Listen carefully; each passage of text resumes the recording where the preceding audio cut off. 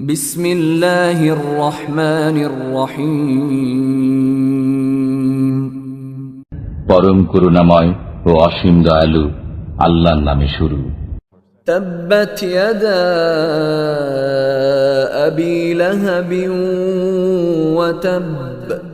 আবু লাহাবের হস্তদ্বয় ধ্বংস হোক এবং ধ্বংস হোক সে নিজে। মা আগনা আনহু মালুহু ওয়া মা কাসাব। কোনো কাজে আসেনি তার ধন সম্পদ ও যা সে উপার্জন করেছে। সায়াসলা নারান যাত লাহাব। সত্তরই সে প্রবেশ করবে লেলিহান অগ্নিতে। ওয়ামরাআতুহু হাম্মালাতাল হাতাব।